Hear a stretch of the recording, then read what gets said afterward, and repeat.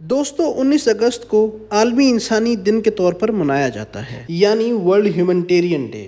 تو آج کے دن ہم بات کریں گے انسانیت کے مسیحاؤں کی۔ یہ وہ عظیم لوگ ہیں کہ سڑک پر جاتے کوئی ایکسیڈنٹ پیش آ جائے، کہیں کوئی جرم سامنے آئے یا پھر جنگ کی ہولناکیاں ہوں، ان لوگوں کا خیال سب سے پہلے ذہن میں آتا ہے۔ کورونا کی وبا کے دنوں میں کروڑوں ہیلتھ ورکرز نے اپنی جانیں خطرے میں ڈال کر انسانیت کی خدمت کا بیڑا اٹھایا۔ انہی عظیم لوگوں کی خدمات کو خراج تحسین پیش کرنے کے لیے یونائٹڈ نیشنز نے 19 اگست کو عالمی انسانی دن کے طور پر منانا شروع کیا۔ 19 اگست 2003 کو بغداد کے کنال ہوٹل میں ایک بم دھماکے کے نتیجے میں 22 ہیومنٹیرین ورکرز اپنی جان کھو دیتے ہیں۔ ان میں UN سیکرٹری جنرل کے عراق کے لیے اسپیشل ریپرزنٹیٹیو سرجیو ویئر ڈیمیلو بھی شامل ہوتے ہیں۔ 2008 میں یونائٹڈ نیشنز نے ان عظیم ہیروز کی قربانی کو یادگار بنانے کے لیے انٹرنیشنل ہیومنٹیرین ڈے منانے کا آغاز تب سے ہر سال ایک نئے تھیم پر اس دن کو منایا جاتا ہے۔ سال 2022 کے لیے جو تھیم چنا گیا ہے It takes a tribe to raise a child۔ اس کہاوت کا اوریجن کہا جاتا ہے کہ افریقہ ہے۔ مختلف افریقی قبائل کا یہ ماننا ہے ایک بچے کی پرورش کرنا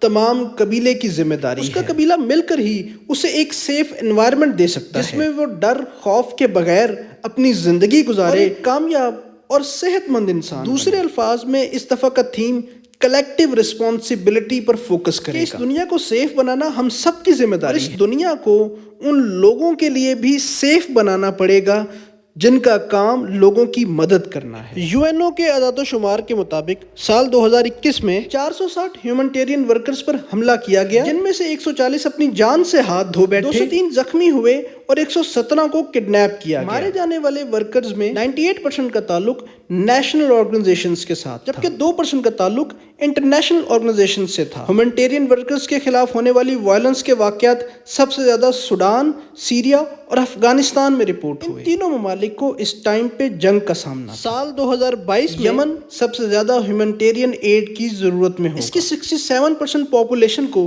ہیومنٹیرین ایڈ کی ضرورت ہے اور 12.1 ملین لوگوں کو شدید مدد درکار ہو۔ اس کے ساتھ ساتھ 2021 میں ایسے لوگوں کی تعداد میں 44% اضافہ ہوا کہ جنہیں ہیومنٹیرین ایڈ کی ضرورت ہوگی۔ 2020 میں 45 میں سے ایک بندے کو جبکہ 2021 میں 33 میں سے ایک بندے کو ہیومنٹیرین ایڈ کی ضرورت تھی۔ رشیا یوکرین وار کے بعد اس تعداد میں مزید اضافے کا خدشہ ہے، جس کا مطلب ہے کہ نیشنل اور انٹرنیشنل ہیومنٹیرین ورکرز کی تعداد میں اضافہ کرنے کی ضرورت ہے۔ اس لیے ضروری ہے کہ ہیومنٹیرین ورکرز کی حفاظت کو بھی ضروری بنایا جائے۔ اگر انٹرنیشنل لاء کی بات کی جائے تو ورلڈ میڈیکل ایسوسی ایشن کی طرف سے ڈیکلریشن موجود ہے جو کہ ہیلتھ ورکرز کو ان کے کام سے روکے جانے کی صورت میں امپلیکیشنز آئیڈینٹیفائی کرتا ہے اور اس کے ساتھ ساتھ ریکمنڈیشنز دیتا ہے کہ ایسی سچویشن کو کیسے روکا جائے۔ اس کے علاوہ ورلڈ ہیلتھ آرگنائزیشن نے ہیلتھ ورکرز کی پروٹیکشن کے لیے ایک چارٹر بھی دیا جس میں تمام ممالک کو یہ انشور کرنے کا کہا گیا کہ وہ ہیلتھ ورکرز کے اگینسٹ وائلنس کی طرف زیرو ٹالرنس رکھیں۔ اس کے علاوہ UNO کے اپنے ورکرز اور اس سے ایسوسیٹڈ ورکرز کی حفاظت کے لیے convention on safety of United nations and associated personal exist کرتا ہے۔ یہ کنونشن جنگ کی صورت میں تمام پارٹیز کے لیے ضروری بناتا ہے وہ ہیلتھ ورکرز کی سیفٹی کو انشور کریں۔ مزید ڈیٹیلز کے لیے آپ ان چارٹرز اور کنونشنز کو دیکھ سکتے ہیں۔ ہیلتھ ورکرز کے لیے بڑھتے ہوئے خطرات کے پیش نظر یہ ہمارا